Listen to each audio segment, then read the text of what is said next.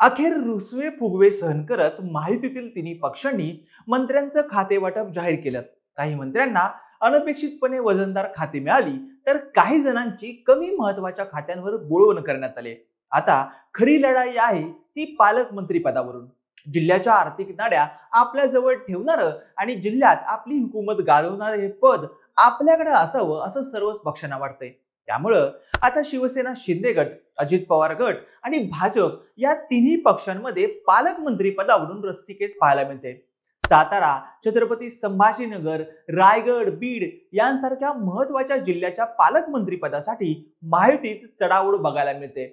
आगामी स्थानिक स्वराज्य संस्थांच्या निवडणुका डोळ्यासमोर असल्यानं सर्वच मंत्री जिल्ह्याचे पालकमंत्री पद मिळवण्यासाठी लॉबिंग करताना दिसत आहेत. महायुतीला यंदा 232 आमदारांचं बळ मिळाल्यानं जिल्हा एक आणि दिग्गज अनेक अशी परिस्थिती जवळपास सर्व जिल्ह्यात पाहायला मिळते. त्यामुळं पालकमंत्री पदासाठी महायुतीत तू तू मेमे बघायला मिळते. त्याचाच हा सविस्तर आढावा. हॅलो, मी ओंकार आणि तुम्ही पाहताय हॅलो महाराष्ट्र. पालकमंत्री पदावरून महायुतीत राडा होऊ शकतो असा पहिला जिल्हा म्हणजे रायगड जिल्हा. रायगडमध्ये राष्ट्रवादी काँग्रेस अजित पवार गटाचे आमदार आदिती तटकरे आणि शिंदे गटाचे आमदार भरत शेठ गोगावले यांच्यात पालकमंत्री पदावरून रस्सीखेच बघायला मिळते.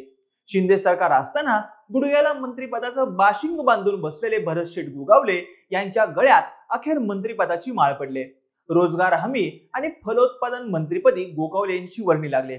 मात्र मंत्री होताच भरत गोगावले यांनी थेट पालकमंत्री पदावर दावा ठोकलाय. जिल्ह्यात आमचे 3 आमदार आहेत, त्यामुळे मीच पालकमंत्री होणार. यापूर्वी पालकमंत्री शिवसेनेचा होता असा दावा भरत शेठ गोगावले यांनी केल्यानं नव्या वादाला आता तोंड फुटण्याची शक्यता रायगडमध्ये दिसते. कारण दुसरीकडे आदिती तटकरे यांचेही भावी पालकमंत्री असे बॅनर सर्व जिल्ह्यात लागलेत. त्यामुळे रायगडमध्ये गोगावले विरुद्ध तटकरे असा वाद आपल्याला बघायला मिळतोय. पालकमंत्री पदावरून महायुतीत राडा होऊ शकतो असा दुसरा जिल्हा आहे तो म्हणजे छत्रपती संभाजीनगर.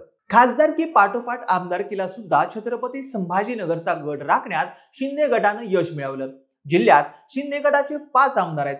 शिंदे सरकारच्या काळात संदीपान भुमरे हे छत्रपती संभाजीनगरचे पालकमंत्री होते, मात्र आता ते खासदार झालेत. अशा वेळी नुकतंच मंत्री झालेले शिंदे गटाचे आमदार संजय शिरसाट यांनी मीच छत्रपती संभाजीनगरचा पालकमंत्री होणार आणि जी काही गुंडगिरी वाढली आहे त्यावर आळा घालणार असं म्हणत क्लेम केलाय. तर दुसरीकडे भाजपला मात्र अतुल सावे हेच पालकमंत्री असावं असं देखील वाटतंय.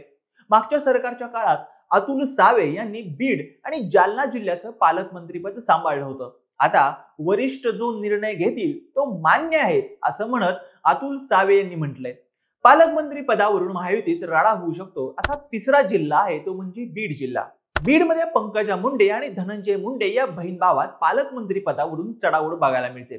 पंकजा मुंडे या भाजपच्या आमदार आहेत, तर धनंजय मुंडे हे राष्ट्रवादी अजित पवार गटाचे आमदार आहेत.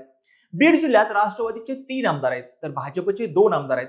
त्यामुळे धनंजय मुंडे यांचं नाव पालकमंत्री पदासाठी प्रबळ मानलं जाते. मात्र मस्ताजोगचे सरपंच संतोष देशमुख हत्या प्रकरणात धनंजय मुंडे यांचे राईट हँड असलेले वाल्मिक कराड यांचं नाव आलं आणि धनंजय मुंडे टीकेचे केंद्रबिंदू ठरले.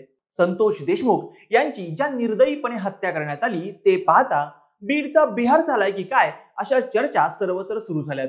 त्यातच या प्रकरणी वाल्मिक कराड यांच्यावर आरोप होऊ लागल्यानं कोणत्याही परिस्थितीत धनंजय मुंडेंना बीडचं पालकमंत्रीपद देऊ नये अशी मागणीही जोर धरू लागली.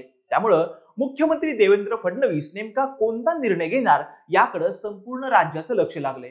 पालकमंत्री पदावरून महायुतीत राडा होऊ शकतो असा चौथा जिल्हा आहे तो म्हणजे सातारा जिल्हा. शिंदे सरकारच्या काळात शंभूराज देसाई हे साताऱ्याचे पालकमंत्री होते. मात्र यंदा भाजपनं साताऱ्यात तब्बल 4 जागा जिंकत पालकमंत्री पदासाठी आपली दावेदारी मजबूत केले. आमदार शिवेंद्रराजे भोसले यांचं नाव पालकमंत्री पदासाठी आघाडीवर आहे. भाजपचे खासदार आणि शिवेंद्रराजे भोसले यांचे बंधू उदयनराजे भोसले यांनीही शिवेंद्रराजेंना सातारा जिल्ह्याचं पालकमंत्रीपद द्या अशी मागणी केली. शिवेंद्रराजेंच्या नावाला जिल्ह्यातील भाजप आमदारांचा सुद्धा पाठिंबा आहे असं देखील बोललं जाते.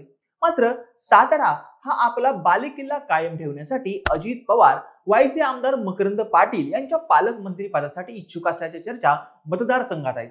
राष्ट्रवादीला पालकमंत्रीपद घेऊन साताऱ्यातील आपलं राजकीय वजन वाढवण्याकडे अजित पवार यांचा कल दिसतोय. शरद पवार यांच्या गटापुढे आव्हान उभं करण्यासाठी अजित पवारांना साताऱ्याचं पालकमंत्रीपद सुद्धा हवंय. त्यामुळं साताऱ्यात पालकमंत्री पदावरून रस्तिकेच बघायला मिळते. पालकमंत्री पदावरून महायुतीत राडा होऊ शकतो असा पुढचा जिल्हा आहे तो म्हणजे नाशिक जिल्हा. उत्तर महाराष्ट्रातील नाशिक हा तसा महत्वाचा जिल्हा. त्यामुळं नाशिकच्या पालकमंत्री पदासाठी महायुतीतील तिन्ही पक्ष इच्छुक आहेत. नाशिकमध्ये अजित पवार गटाचे 6 तर भाजपचे 5 आमदार आहेत. नाशिकमध्ये आमचे आमदार जास्त असल्यामुळं पालकमंत्री सुद्धा आमचाच होईल असा दावा दादा गटाचे आमदार माणिकराव कोकाटे यांनी केलाय. तर दुसऱ्या बाजूला येत्या 2 वर्षात नाशिकमध्ये सिंहस्थ कुंभमेळा होतोय. त्यामुळं नाशिकचं पालकमंत्रीपद मिळवण्यासाठी भाजपनं सुद्धा चांगलीच कंबर कसली आहे. भाजपकडून गिरीश महाजन नाशिकच्या पालकमंत्री पदासाठी इच्छुक असल्याच्या चर्चा मतदारसंघात आहेत. तर शिंदे गटाकडून दादा भुसे आणि अजित पवार गटाकडून माणिकराव कोकाटे यांनी पालकमंत्री पदावर दावा केलाय. त्यामुळे नाशिक सारख्या महत्वाच्या शहरात पालकमंत्री नेमकं कोण होतंय हे बघणं सुद्धा महत्वाचं ठरणार आहे. बाकी तुम्हाला काय वाटतं? पालकमंत्री पदावरून अजून कोणकोणत्या जिल्ह्यात वादाची ठिणगी बघायला मिळू शकते?